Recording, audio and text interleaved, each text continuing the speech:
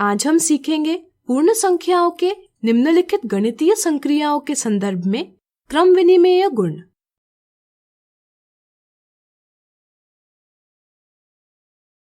हमने यह पढ़ा है कि शून्य से लेकर अनंत तक की सभी संख्याएं पूर्ण संख्याएं कहलाती है।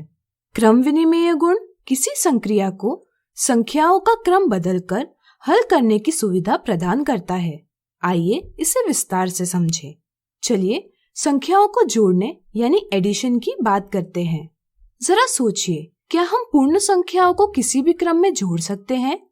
मान लीजिए हमने एक कागज लिया और उसकी बाईं तरफ 3 और दाईं तरफ 4 वृत्त यानी सर्कल बनाए।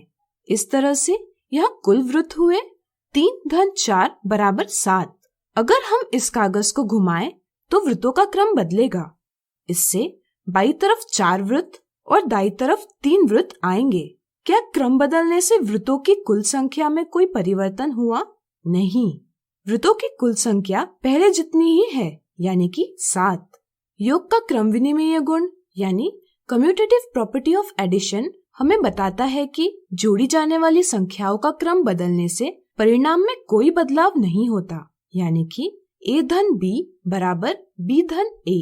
इसलिए जब भी आपको संख्याओं का योग प्राप्त करना होगा, तब आप इन्हें किसी भी क्रम में जोड़ सकते हैं। परिणाम किसी भी क्रम में समान ही प्राप्त होगा। क्या योग की ही तरह पूर्ण संख्याओं का व्यवकलन यानी सब्ट्रैक्शन भी क्रम विनिमेय है? विचार करें।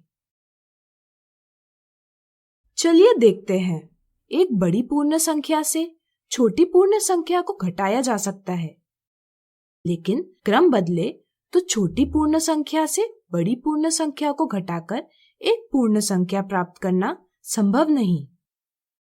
इसलिए किन्हीं दो पूर्ण संख्याओं a और b का व्यवकलन क्रम बदलकर नहीं किया जा सकता, यानी कि a ऋण b बराबर नहीं है b ऋण a के। इसलिए पूर्ण संख्याओं के लिए व्यवकलन क्रम विनिमेय नहीं है। आइए बात करते हैं गुणन यानी मल्टीप्लिकेशन की।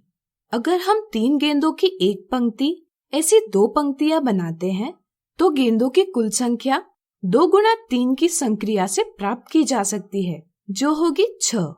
लेकिन हम क्रम बदले और 2 गेंदों की एक पंक्ति ऐसी 3 पंक्तियां बनाए, तो क्या हमें गेंदों की कुल संख्या पहले जितनी ही प्राप्त होगी?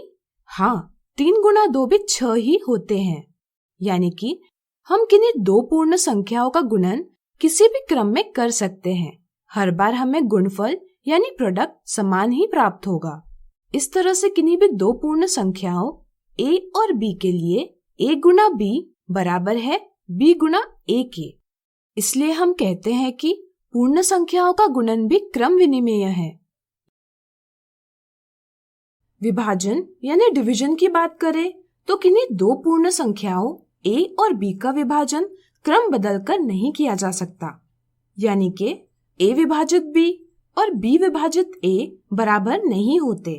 जैसे 4 विभाजित 2 बराबर 2 होता है, लेकिन 2 विभाजित 4 बराबर 1/2 होता है।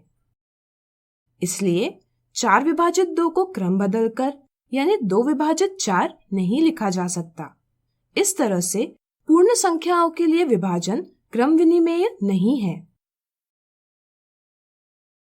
इस प्रकार आज हमने सीखा पूर्ण संख्याओं के लिए योग और गुणन क्रम विनिमेय है, लेकिन व्यवकलन और विभाजन क्रम विनिमेय नहीं है। अगले वीडियो में हम इस गुण के कुछ उदाहरण देखेंगे।